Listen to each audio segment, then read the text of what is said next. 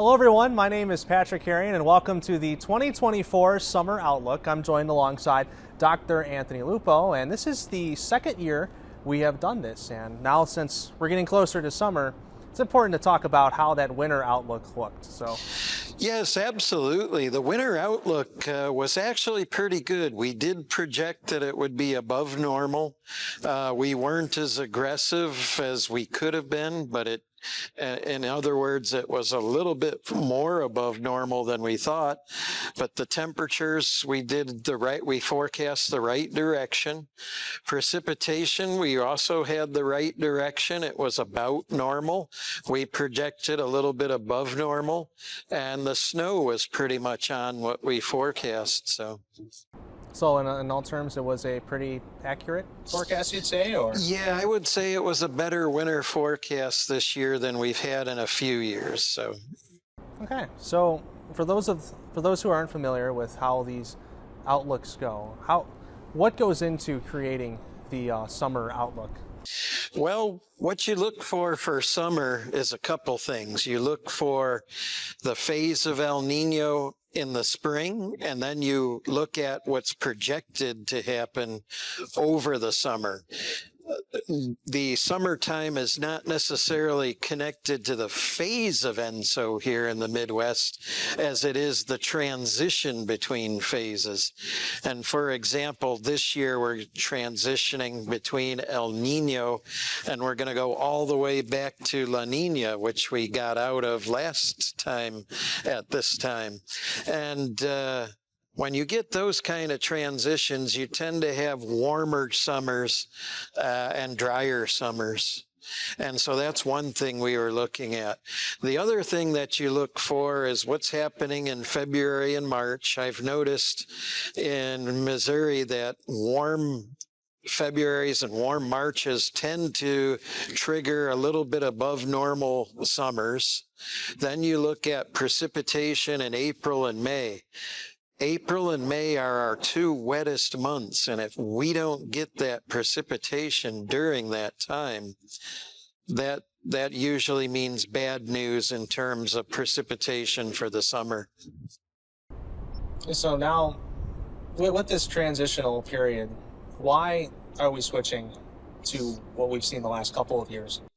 Well, this is an odd period. We've had several years of El Nino flipping to La Nina for 3 years, then back to El Nino. In other words, for about the past 6 years, we haven't had the neutral phase in the Pacific. Why that is, I'm not sure, but we saw a pattern like this in the early 70s, the early 1970s. And so it may be that we're repeating some 50-year cycle. And looking back, if you can talk a little bit, what was that like in those 70s with the switch? Yeah, with those years you had El Nino, then 3 straight La Ninas, then another El Nino. And during that time, the summers were fairly dry, but the summers were also fairly cool. So the droughts weren't as stressful in the 1970s. They were moderate droughts. To get a period comparable to this, you have to go back to the triple La Nina of the early 1950s, and those summers were hot and dry. So let's get into this summer's outlook. What do you expect?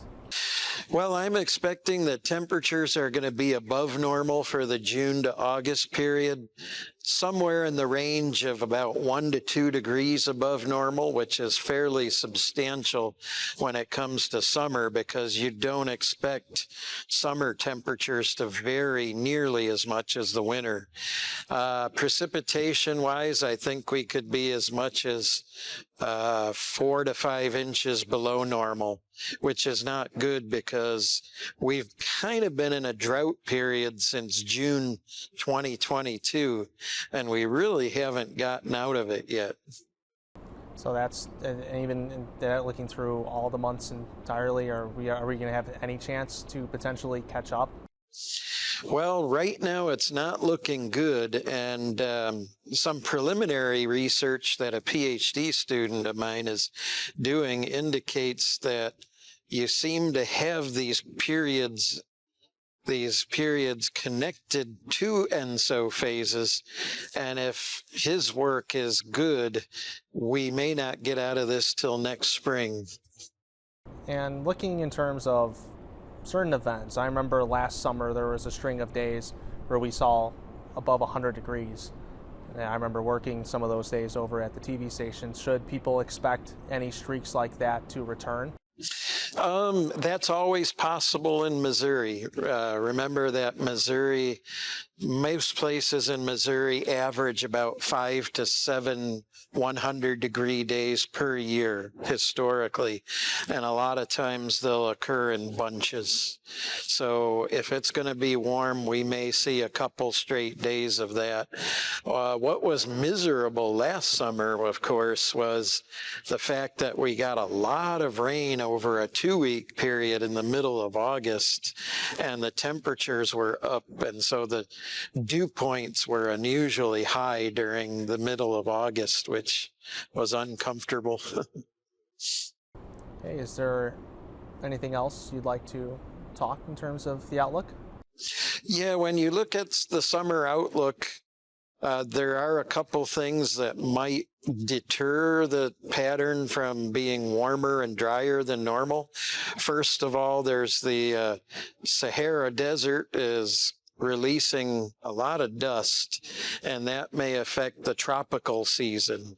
Occasionally, our area is affected by tropical cyclones, or more accurately, their remnants. So if that Sahara dust cuts down on those, these tropical cyclones that might develop and the remnants that might hit us might not happen.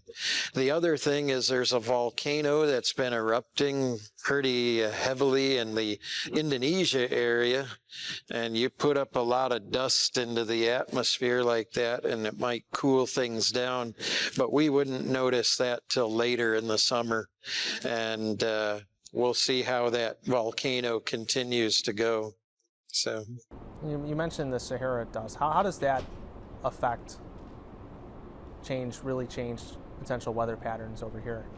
Yeah, what the Sahara dust pattern does is it suppresses cloudiness. And so in a tropical system, which grows and depends on that convection, if the dust suppresses that convection, those storms cannot grow as strong, or they may not develop at all. Okay. Anything else you'd like to add?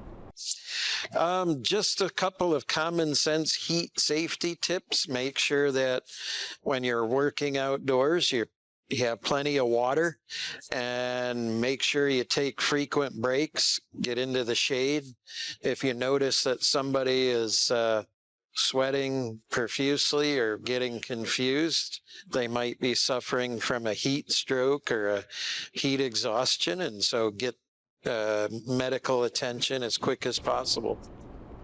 All right, as always, it's a pleasure talking out here with your summer outlook as well as the winter outlook, and we'll make sure to talk again when winter starts rolling around. Oh, absolutely. When the weather gets colder, we can start talking. So it's always a pleasure. You can find any of our past outlooks on our YouTube page, as well as other videos produced by students here at the University of Missouri. I'm Patrick Arian, and thank you for watching.